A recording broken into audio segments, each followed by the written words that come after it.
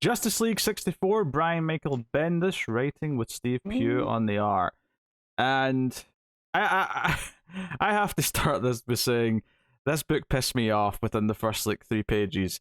So the narrative on these reviews up until now has been something along the lines of it's all right, it's not great, but Matt's been kind of upset how much Naomi is kind of the central character versus it being a Justice League book, and how it feels like Bendis is just doing his thing in a Justice League setting rather than the other way around. And I was mostly okay with that. Whatever, it's fine. Because I still like Naomi. I like Naomi's book, and I'm okay with this being a Naomi book that's just called Justice League, and I can live with that. Within even with the first page of the book, actually, now I'm thinking about it. Within the first page of the book, yeah, it's the first 2-page spread. Bendis brings in something else from another one of his DC books, and shoves it down our throats. But in this case, I didn't like this thing in the first place.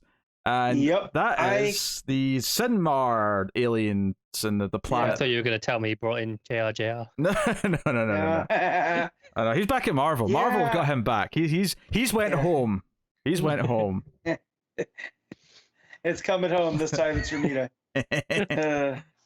So I reading this, I instantly thought of you because I remembered how much you hated that. Yep. That whole arc, and just again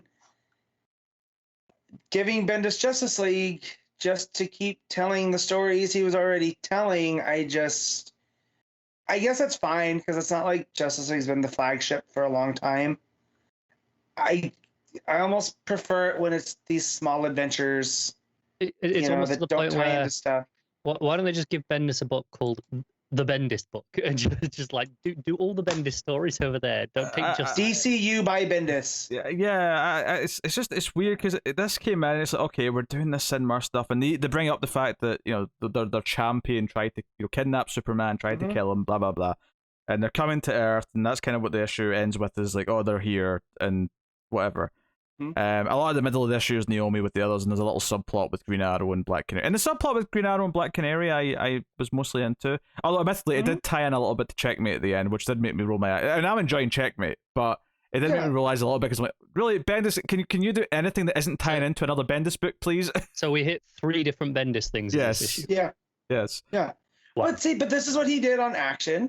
This is what he did, through this is his style, and I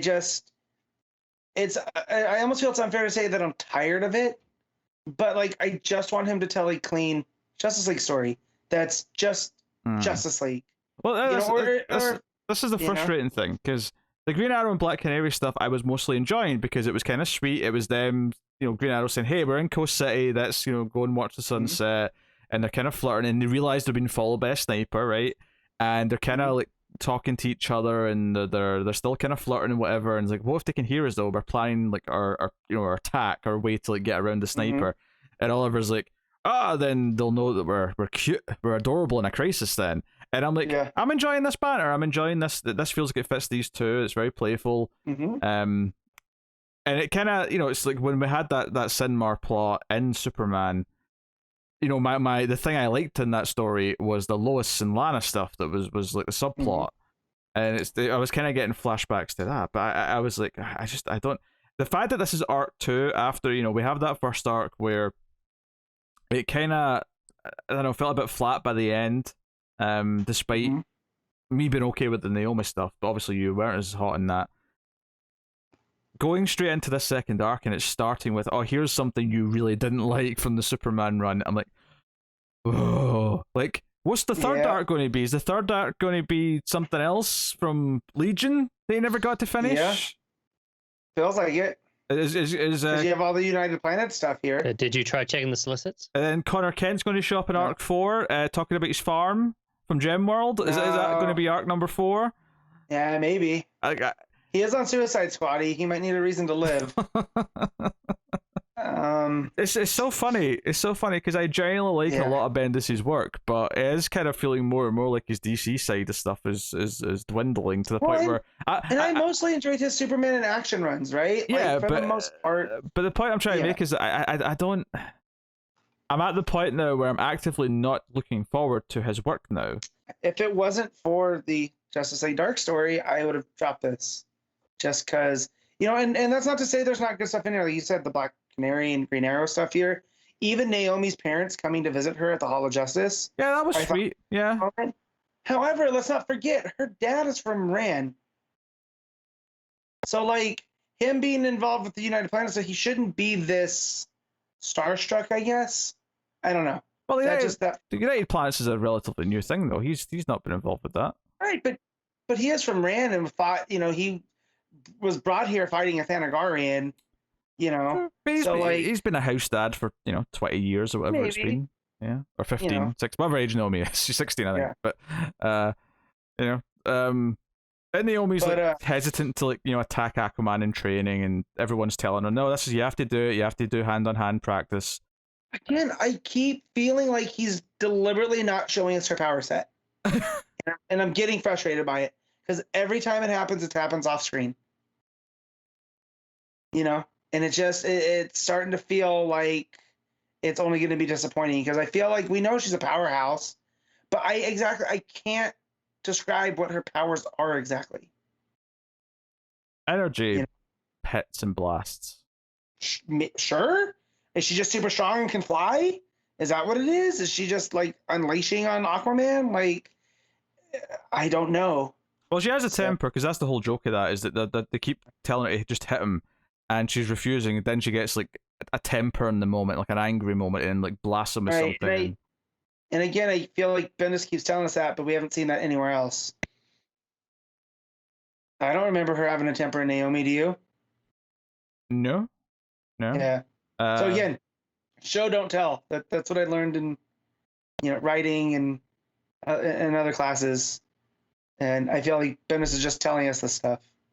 Well, I mean, to be fair, this moment itself is showing it. It's just, it does kind of feel out of nowhere for the most part. I think it maybe was mentioned in the last arc that she lost herself a little bit when she got angry with the the villain. But yeah, I mean, I'm not as, I don't know. That side was not bothering me. The Sinmar stuff though, where the cliffhanger is just one of the Sinmar aliens showing up.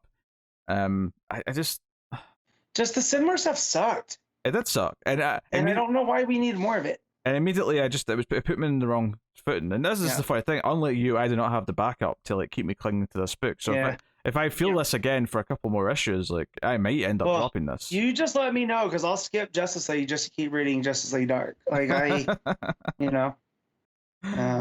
I'll save some time.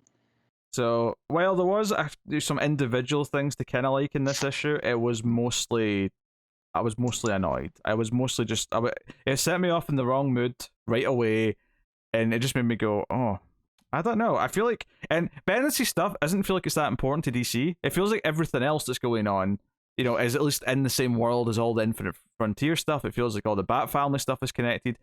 Bendis' Justice League and Checkmate feel kind of separated from everything. Are you suggesting that?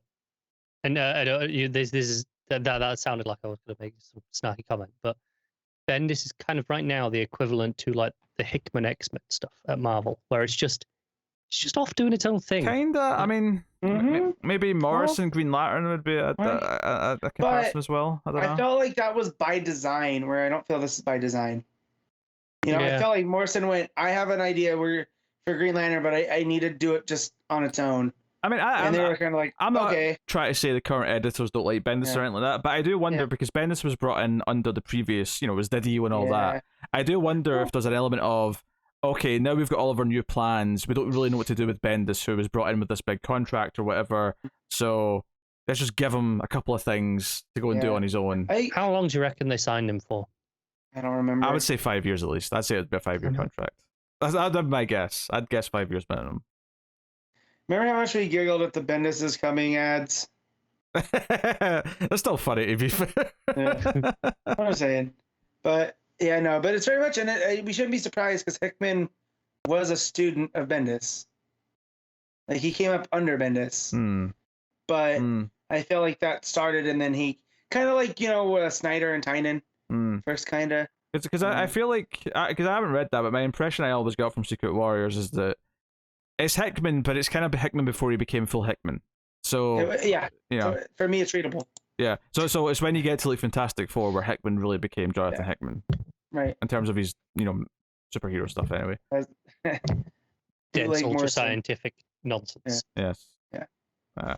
And I did read a lot of his Avengers, so I read enough to know that I don't like him. I read enough. Yeah. So anyway, it's just Marquez's art's good, right? Oh sure. I mean, it's not Marquez on this. Oh, it's not. It's Steve Pugh. Oh shoot, it is Steve Pugh. And it was different. I could tell some of the faces that it was different. Pugh's pretty good though. Pugh's not bad. Yeah. Maybe because Marquez do the cover? I remember seeing his name. Possibly. Yeah. I'm not looking at it right now, but that would be a reasonable expectation. Yeah. Yeah, and this is the thing. This is double shipping this month and next, and like I'm sure you're happy about that for Just Like Dark because it means you get 20 pages of that. It is a Marquez cover, by the way. Yeah, cool. Okay, that's fine. But like, I don't know. That makes me even more like. I mean, I'll read the next one, but I have to admit it's on shaky ground right now. This issue is put on shaky ground. It's kind of funny how Pete was like the biggest defender of the book, right? Out of us. I mean, and then in the case of one issue, he's just gone, oh, this might be gone now. Well, here's the thing. I was the biggest defender, but it wasn't like I was defending it because I thought it was like a 9 out of 10. I was defending it on the grounds of I think it's perfectly fine and readable. Yeah. I just mean in contrast. Obviously, I despised it and was not reading it by choice. Yes. Matt was kind of mixed at best at times, and Pete was like, "No, it's good, it's fine, it's solid." And now all of a sudden, like one issue later, I'm out. Yeah, Sinmar, shit. So the Sinmar stuff was terrible.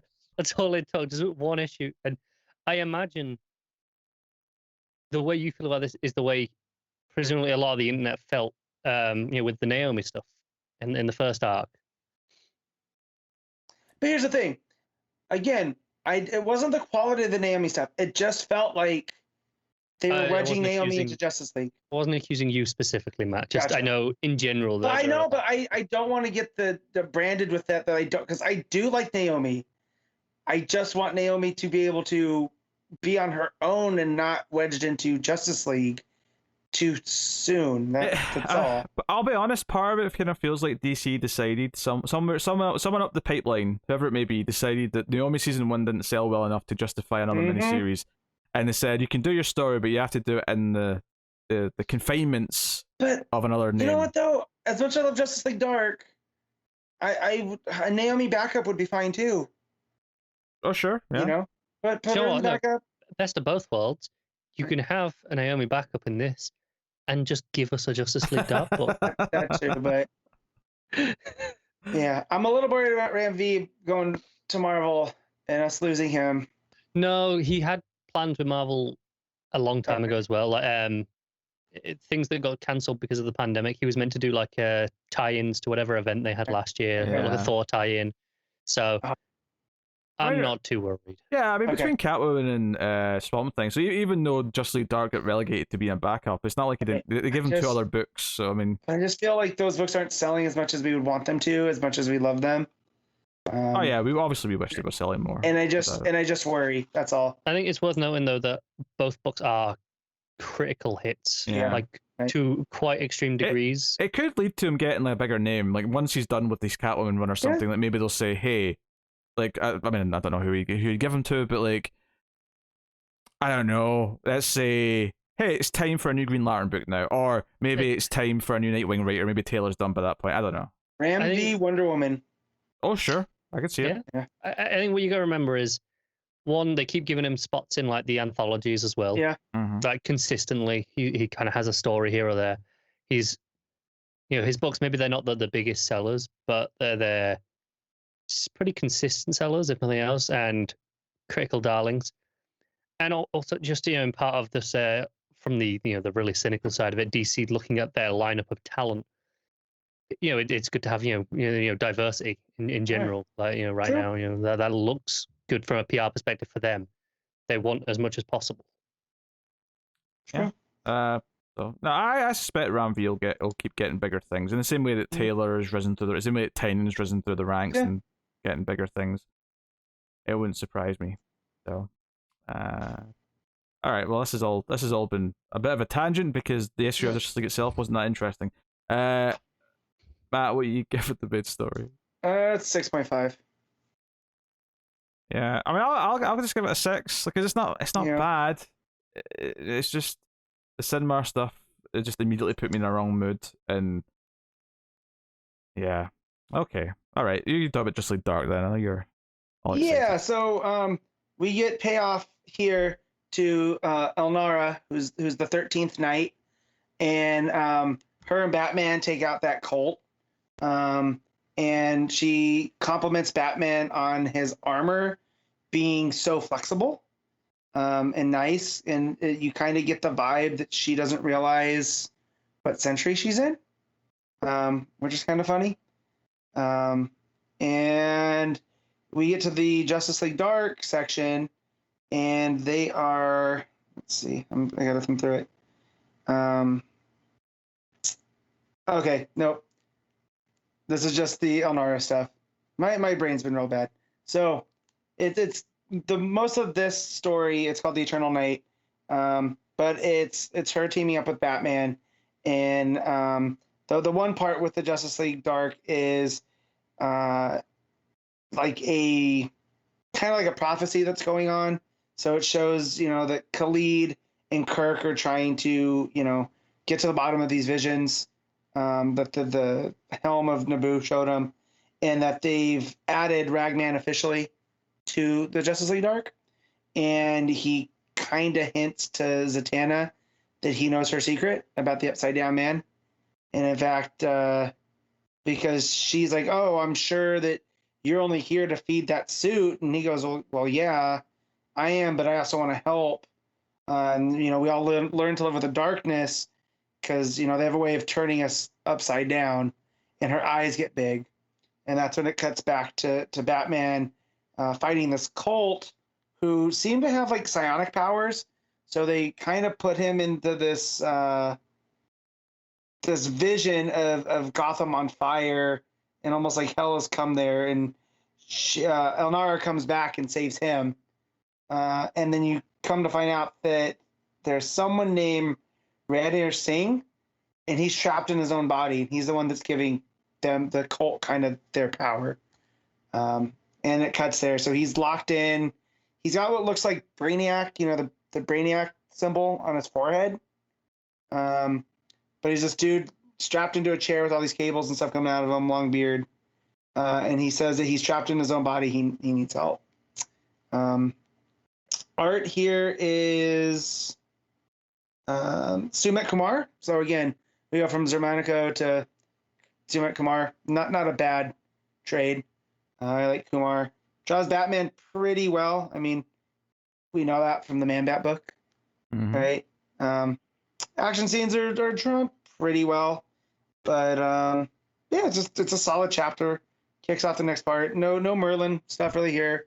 Little of the Justice League, but still pushes, or Justice League Dark, but pushes the story forward.